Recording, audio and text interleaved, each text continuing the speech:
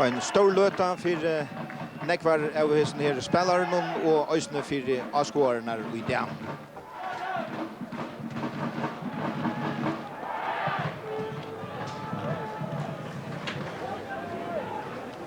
Så får vi da få kjøløyene bæge, og vi skulle finne til skoska først. Det er tja Justonon, eller Breska.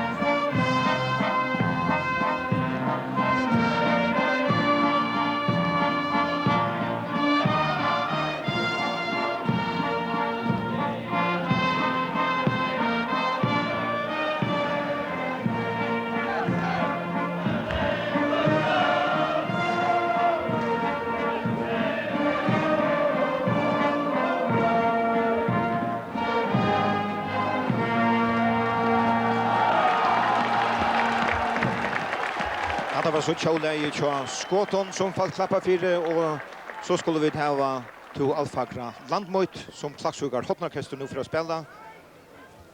Sammen vi av skåren.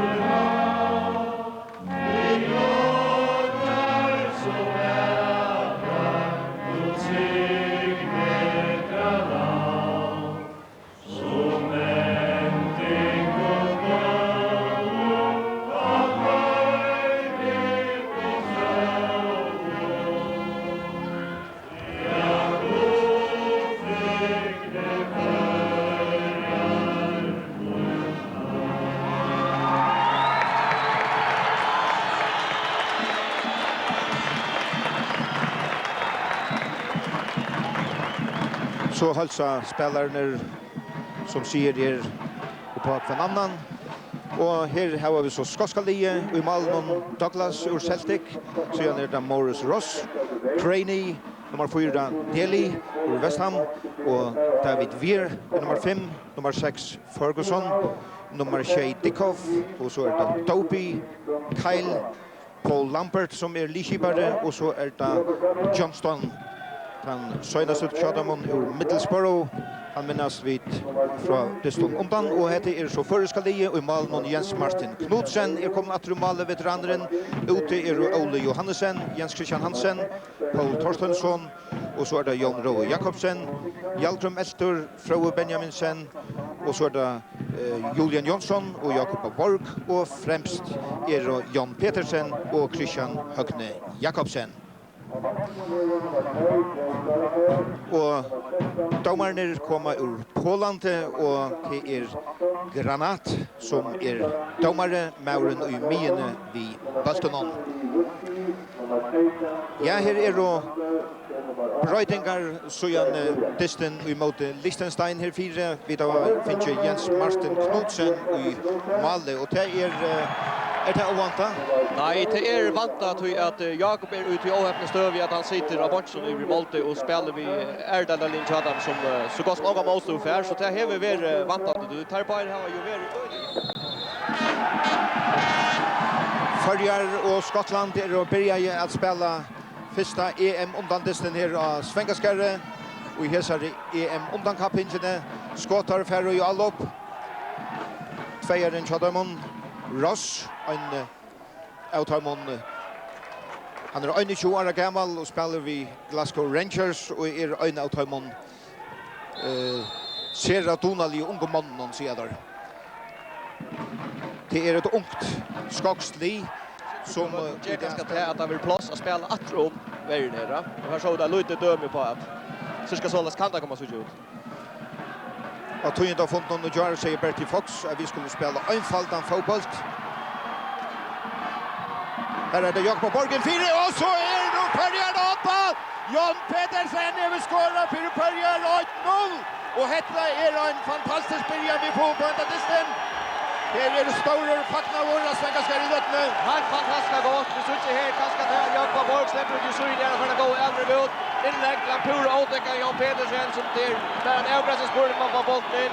Vi rackar sig till som skottar gott med andra mikler. Granat ska föregående för där Jákup. Fantastiskt gott mål med Johnsson skotska variant. Svenska ska lösa ut och switcha bollen ner. Go Temjek.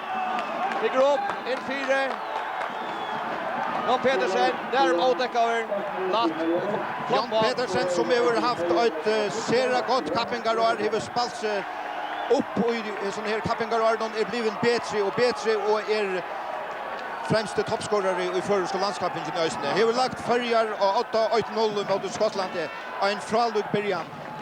Ja, vi ser att Elmersen 4 och vi ser att det läser Jon Petersen här. Det som Eisen Gerdan kanske blir så läser det där vidare var flera förringar upp i oj. Hans område som är farlig. Då tar läser så Jon Petersen Eisen. Och allmäntliga går början. Och så Liva Askåarner av Alvara vi söker här. Vi tar bara spalt och i 21,5 minut. Och följer alltså 8 Jón Rói Jacobsen förringar. Men tar ju alla tøyna bjóa sig framføringarna. Av sera rasjer så här först och 12 minuter av dessnon. En affär brota all upp i skoton. Jákup Borg. Smart fixed. Och så är vant jag för att här och här är en affär John Petersen och så 2-0. Det är ju otroligt. Samofte som Jákup Borg. Fantastiskt. 2-0 Hansen. Fantastiskt gott inlägg en affär. Och så kunde skottet spela sig på i varje spelare spelar Premier League. Det är helt fantastiskt att Jon Petersen fäster går plats att en affär. Hur åtarna ska ta sätta bort nu. I ball och heter mot varje spelare som kommer ur högsta delen i Premier League. Fantastiskt. Här är det fullkomliga Kjellska är här Jákup Borg allt är farlig och rik. Serverar han för fötterna av Jon Petersen 2-0 till Färjar kör så väl.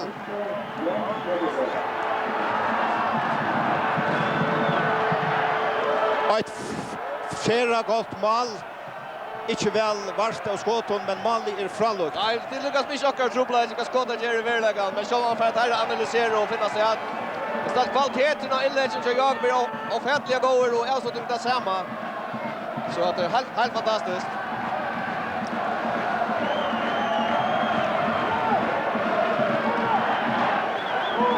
Ja, det en med som inte har stått lite lötne så det Bertie Fox som är Europamästare och Hamsmästare och vi vänjare till Tyskland att det blir Europamästare som må ha det öjligt i hela löten. Vi har bara spalt i 14 minuter av förra halvleken mellan Färjar och Skottland och Svangaskarð till 2-0 till Färjar.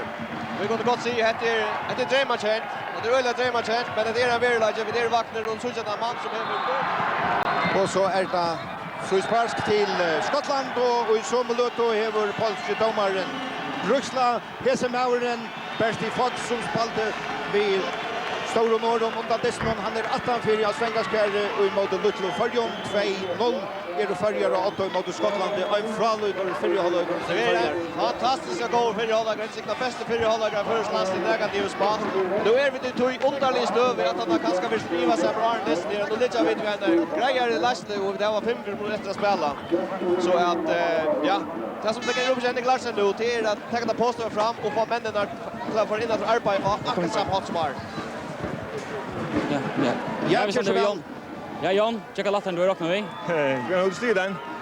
Men det finns ju lust på 2-0 och det är inte lätt, nej, men vi måste räkna att han går ut till det sista. Hoppas att det